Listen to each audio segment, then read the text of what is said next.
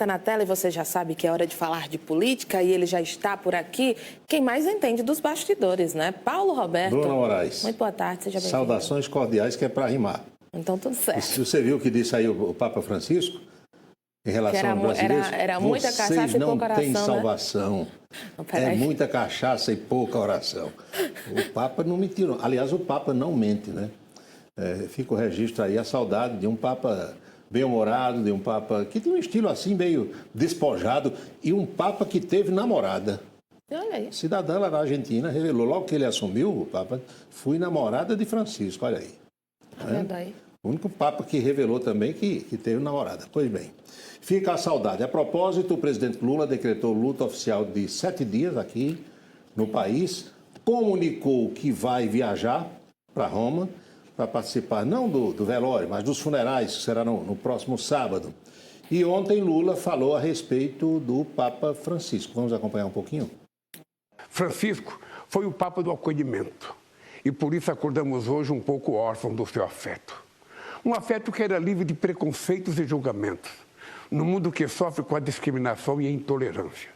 Para Francisco, somos todos irmãos, criados para amarmos uns aos outros. Pois bem, nós temos os compromissos oficiais do presidente Lula para o dia de hoje e, ao entrar aqui no estúdio, como sempre, bem-humorado, igual ao Papa Francisco, Reginaldo Bastos disse, recomende a primeira-dama que vá de preto, para que Janja não viaje com aquelas roupas assim bem coloridas que ela gosta de usar. Vou mandar um telegrama para o Palácio do Planalto. Compromissos do presidente Lula. Começou com a cerimônia oficial de chegada do presidente do Chile, está em visita oficial ao Brasil, reunião restrita entre os dois, agora uma reunião ampliada com os ministros, com os assessores, cerimônia de assinatura de atos lá no Palácio do Planalto, tem uma entrevista que eles darão à imprensa, depois um almoço lá no Palácio do Itamaraty. 3h30 da tarde, Lula recebe o doutor Marcos Rogério de Souza, que é o homem dos assuntos jurídicos da Presidente da República. A agenda segue com Esté Dweck, que é a ministra da Gestão e Inovação em Serviços Públicos. Depois o doutor Marco Aurélio Marcola, que é o chefe de gabinete. E Lula vai encerrar os compromissos, Bruna, com a participação no encerramento do Foro Empresarial Chile-Brasil, no auditório da Confederação Nacional da Indústria, CNI, lá na capital da República. Hoje está cheia a agenda. Cheia a agenda, muito cheia. O ex-presidente Bolsonaro continua internado na UTI de um hospital em Brasília, como você sabe, passou pela 6ª cirurgia depois da facada, mas deu uma entrevista lá do leito hospitalar ao SBT, ao César Filho. Nós separamos um trecho no qual Bolsonaro fala sobre esse julgamento a que ele está sendo submetido no Supremo Tribunal Federal. Olha, pelas condenações que estiveram até agora, condenações absurdas, é um processo, né, tipicamente político, não tem nada de técnico. Então eu disse para você, como é que eu posso deteriorar um patrimônio se estava fora do Brasil? A outra questão também é dano qualificado contra o patrimônio da União, ou seja, é a mesma coisa, uma repetição. Que dano é esse que eu participei?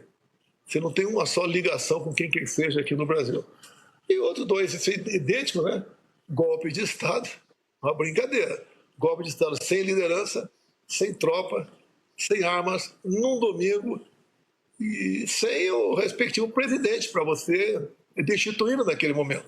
Então não tem cabimento esse tipo de acusação contra mim ou contra quem quer que seja que estão nesse processo. E outra é a organização criminosa armada.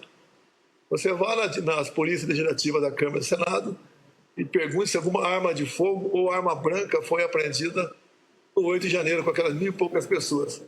Nenhuma arma foi apreendida. Pessoal, não tinha arma.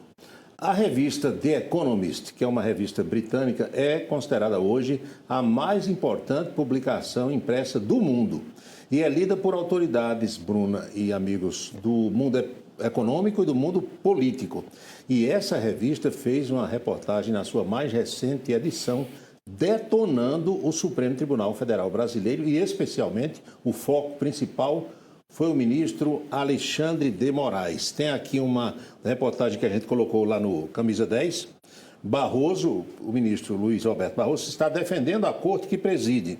Revista britânica critica a atuação do Tribunal Brasileiro, insinuando que o Supremo faz política. política. Ou seja, a situação do Supremo Tribunal Federal brasileiro ganha agora contornos mundiais. A coisa estava só aqui no Brasil, mas teve essa publicação da The Economist, teve o quiprocó com o governo espanhol, que você sabe que o governo da Espanha negou a extradição de um brasileiro, que o ministro Alexandre de Moraes quer trazer para cá, e Moraes disse que ia usar a lei da reciprocidade, soltando um traficante búlgaro que cometeu um crime na Espanha. E convocando a embaixadora espanhola para dar explicações a ele. Até agora a embaixadora não foi lá. Ou seja, o que a publicação britânica diz é que o ministro deu uma de membro do governo brasileiro. Entrou na seara diplomática pedindo explicações à embaixadora sobre uma decisão do Poder Judiciário da Espanha. E por isso o pastor Silas Malafaia foi às redes sociais e mais uma vez detonou o ministro Alexandre de Moraes. Vamos ver.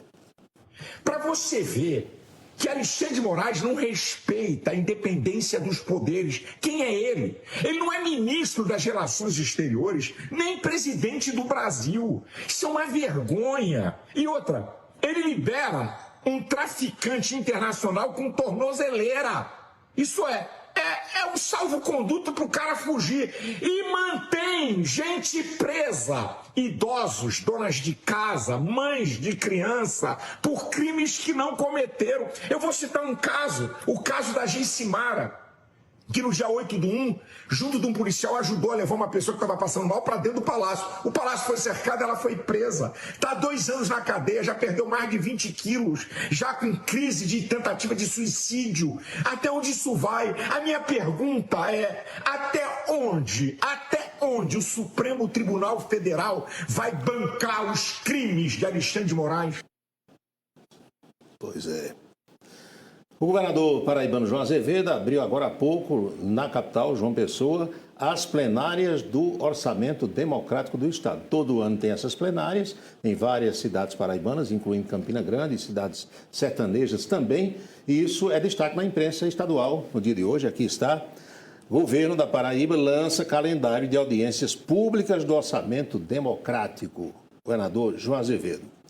Bruno Moraes e amigos, o ex-governador e ex-senador paraibano Cássio Cunha Lima foi alvo de uma reportagem do jornal Correio Brasiliense, que é uma das mais tradicionais publicações impressas do país.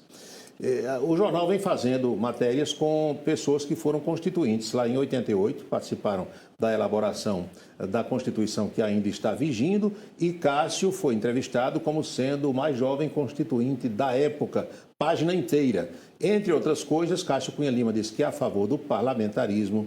Ele acha que não houve tentativa de golpe de Estado lá naquele 8 de janeiro em Brasília. Não se faz golpe de Estado sem as Forças Armadas, sem o apoio dos militares, sem pessoas armadas nas ruas. Uma entrevista interessante que a gente mostra aqui a página inteira do jornal. Está aqui. O Estado impede o país de crescer. Cássio entende que a máquina pública brasileira é um verdadeiro mastodonte, um monstro que leva todo o dinheiro, impede o país de crescer, tem uma burocracia danada que trava tudo. E você vê na parte superior uma foto de Cássio hoje e uma foto de Cássio em preto e branco bem na novinho. Tribuna da Câmara, quando era o menino de Ronaldo. Bem novinho. Aí era o menino de Ronaldo. É uma matéria especial que o jornal vem fazendo sobre os 40 anos da redemocratização brasileira.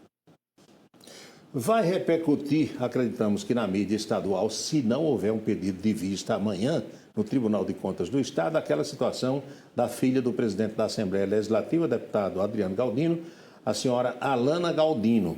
Como sabe-se, o tribunal adiou para amanhã a apreciação do caso Alana. Também tem repercussão, o Estado todo está acompanhando. O Tribunal de Contas do Estado julga amanhã o processo que pode barrar a posse de Alana Galdino como conselheira do Tribunal de Contas do Estado. Vamos à boca maldita de hoje? Vamos lá, o que é que você preparou para essa Boris Casoy, Vamos lá. nosso colega jornalista, o decano da imprensa brasileira, a quem Reginaldo Bastos chama carinhosamente de Bobó. É uma intimidade danada, né? Chama Boris Casoy de Bobó, 80 e tantos anos. Bobó, fale com Bobó, diga a ele que eu mandei um abraço. Pois bem, Boris Casoy também repercutiu no seu canal, nas redes sociais, a história da imagem do Supremo Tribunal Federal Brasileiro e o desgaste que a nossa corte, o desgaste pelo qual a nossa alta corte judicante está passando. Boca maldita de hoje. exatamente a justiça, né? Um desgaste para a justiça, coisas do Supremo. A resposta que o presidente do Supremo deu à revista Economist é realmente triste. Ele não disse que vencemos Bolsonaro, ele disse que é a resposta, né? Vencemos o bolsonarismo. Gente, não dá para acreditar que um magistrado desse nível, tão preparado, dê uma resposta furada dessas. E nem podia derrotar o bolsonarismo.